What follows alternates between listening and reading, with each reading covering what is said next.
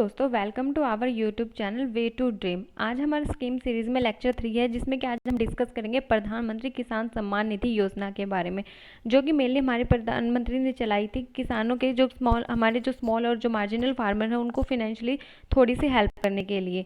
ठीक है, सबसे पहले हमें पता होना चाहिए कि स्कीम है ये अभी न्यूज़ में क्यों है। मेनली ये स्कीम न्यूज़ में क्यों है, क्योंकि इसमें अभी क्वेश्चन राइज हो रहा है कि जो फार्मर हैं जो कि ITR को फाइल करते हैं, क्या वो भी इसके लिए एलिजिबल हैं, क्या उनको भी ये असिस्टेंस मिलेगा जो उनको 6,000 रुपीज़ का जो फिनेंशियली जो उनको असिस्टेंट उनको मिलता आ रहा है, क्या वो उनको मिलेगा जो कि ITR में जो फाइल अप होते आ रहे हैं। तो इस क्वेश्चन का आंसर हम आगे चल के देखेंगे कि इस क्वेश्चन का क्या आंसर निकल के आता है। उससे पहले हमें इस स्कीम के बारे में थोड़ा सा जानना जरूरी है। अगर हम स्कीम के बारे में बात करें तो सबसे पहले हम इस स्कीम की हाईलाइट देखेंगे। तो मेनली हम जो प्रधानमंत्री किसान सम्मान निधि योजना, मेनली हम इसको PM किसान योजना भी बोलते हैं, जो कि कब लॉन्च की गई थी 24 फरवरी 2019 में जिसको लॉन्च किया गया था। और मेनली किस मिनिस्ट्री के अंडर में आती है, ये आती है ministry of agriculture and farmer welfare के अंडर में।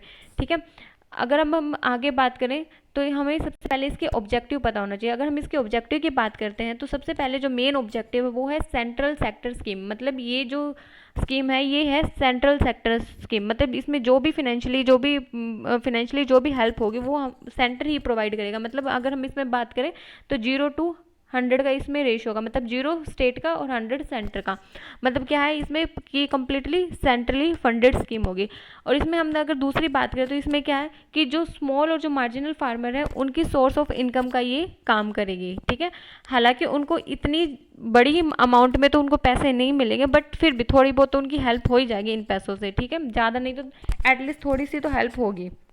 अगर हम अब आगे बात करें तो वो है कि इनको इनकम सपोर्ट मिलेगा जितने भी एलिजिबल लैंड होल्डिंग फार्मर हैं या फिर उनकी जो फैमिलीज हैं उनको क्या मिलेगा, इनकम का सपोर्ट मिलेगा। ठीक है, और इस स्कीम में हम एक्सपेक्ट कर रहे हैं कि हम कम से कम क्या करेंगे, अराउंड 14.5 करोड़ बेनिफिशियरीज को हम इनके अंडर कवर करेंगे।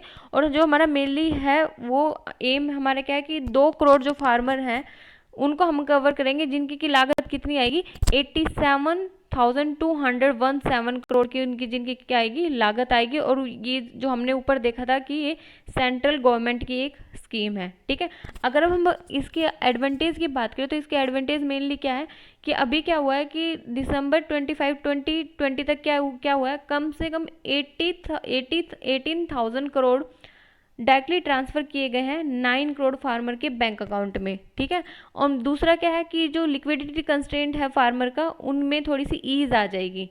ठीक है, लिक्विडिटी कंस्ट्रेंट ऑफ फार्मर क्या है कि मतलब जो उनको जो पैसे की जो उनकी कमी होती है अपनी फसलों को उगाने में, उसमें थोड़ी सी उनकी हेल्प हो जाएगी, उसमें थोड़ी सी ईज आ जाएगी। ठीक है, फिर क्या है जो ये PM किसान योजना, ये एक बिग स्टेप है किसका, गवर्नमेंट का इनिशिएटिव मॉडर्नाइज कि हम अपनी एग्रीकल्चर को मॉडर्नाइजेशन की तरफ लेके जाए, उसके लिए कि ये बहुत बड़ा स्टेप है और ये जरूरी भी था। इसमें आप अपनी व्यू बताइए कि ये ठीक है कि गलत है, क्योंकि मॉडर्नाइजेशन हर चीज़ में होना बहुत ज़रूरी है टाइम के साथ साथ में। ठीक है, और फिर दूसरी और सॉरी जो अगर हम फोर्थ और लास्ट बात करेंगे तो वो बात है कि इसमें कोई डिस्क्रिमिनेशन नहीं होगा, कि हम ये नहीं देखेंगे कि कौन इसके अंडर में आ रहा है कौन इसके अंडर में नहीं आ रहा।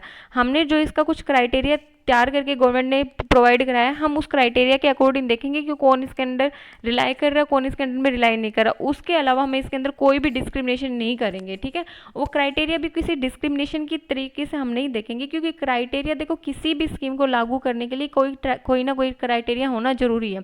अगर हम बोल दें कि फार्मर को असिस्टेंस दी जाएगी कितनी, 6,000 की। ठीक है, अगर हम बोल देते हैं कि हर फार्मर को 6,000 की असिस्टेंस मिलती रहेगी, तो कुछ फार्मर ऐसे हैं जो कि करोड़ों में कमा रहे हैं। ठीक है, कुछ फार्मर ऐसे हैं कि जो लाखों में कमा रहे हैं। क्योंकि आप लोगों को पता है कि आप कभी भी डाटा उठा के देखना, हमेशा डाटा यही शो करता है कि जो मेनली हमारी इंडिया के जितने भी जो करोड़पति जो हम बोलते हैं ना, वो गांव में ही ज़्यादा रहते हैं। तो कुछ फार्मर ऐसे होते हैं जो कि बहुत अच्छा जिनका काम चल रहा है, तो अगर हम उनको 6,000 की असिस्टेंस दे रहे हैं तो इट मीन्स वो हम ठीक नहीं करें, हमें असिस्टेंस उनको देनी है जिनकी एक्चुअल में जिनको इसकी ज़रूरत है। ठीक है, अगर हम इसकी बात करें 2020 में, ये 2019 में स्टार्ट हुई थी और 2020 में इसकी क्या थी, फर्स्ट एनिवर्सरी थी। ठीक है, तो फर्स्ट एनिवर्सरी तक इसने क्या क्या अचीव कर लिया था, कम से कम 8 करोड़ 46 फार्मर की फैमिलीज को इसने क्या कर लिया था, कवर कर लिया था। 50,850 से ज़्यादा की जो करोड़ थे वो हम ऑलरेडी रिलीज कर चुके थे। और टोटल जो 14 करोड़ बेनिफिशियरीज थे वो हम इस स्कीम के अंडर में कवर कर चुके थे। ठीक है, तो अगर हम अभी इसकी बात करें तो ये जितना भी कुछ था ये सब इस स्कीम के बारे में था। जो अब हमने ये स्कीम स्टार्ट की थी एक क्वेश्चन के साथ में, अगर हम उस क्वेश्चन का आंसर देखें तो क्वेश्चन था कि जो फार्मर हैं जो आईटीआर को फाइल कर रहे हैं क्या वो इसकी असिस्टेंस के लिए एलिजिबल हैं कि नहीं है। देखो बात यहाँ पे क्या आती है, कुछ फार्मर, मान लो अब कुछ फार्मर ऐसे हैं कि गांव में उनकी काफ़ी सारी ज़मीन पड़ी है लेकिन वो बाहर निकल के काफ़ी अच्छा पढ़ लिख के काफ़ी अच्छे अच्छे पोस्ट पे जा चुके हैं, तो अगर तुम उनको फाइनेंशियल असिस्टेंस दे रहे हो तो इट मीन्स वो कुछ प्रोडक्टिव काम नहीं है। ठीक है, तो जो लोग एमएलए हैं, एमपी हैं, पंचायत समिति में जो लोग आ रहे हैं, ठीक है, कुछ एडमिनिस्ट्रेटिव ऑफिसर्स हैं या फिर कुछ अच्छे अच्छे पोस्ट पे हैं कि जिनकी ज़मीन बहुत ज़्यादा, जिनका खुद का इंस्टीट्यूशनल है, वो लोग इसमें काउंट नहीं होंगे। ठीक है, वो लोग इसमें काउंट नहीं होंगे। लेकिन एक बात याद रखना, जो कि ग्रुप डी के जो लोग होते हैं, ठीक है, और जो मेनली जो 4th कैटेगरी में भी जो लोग होते हैं वो लोग इस स्कीम को अवेल कर सकते हैं, मतलब वो इसके भागीदारी होंगे। ठीक है, ये सब कुछ था इस स्कीम के बारे में। अब जो आज आपके लिए जो क्वेश्चन है वो क्वेश्चन ये है कि जो ये स्कीम है प्रधानमंत्री किसान सम्मान निधि योजना, ये सबसे पहले एक स्टेट ने चलाई थी।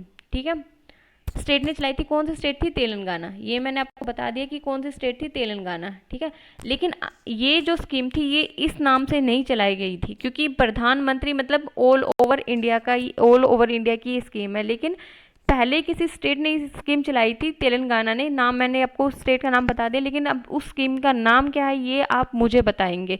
Thank you so much.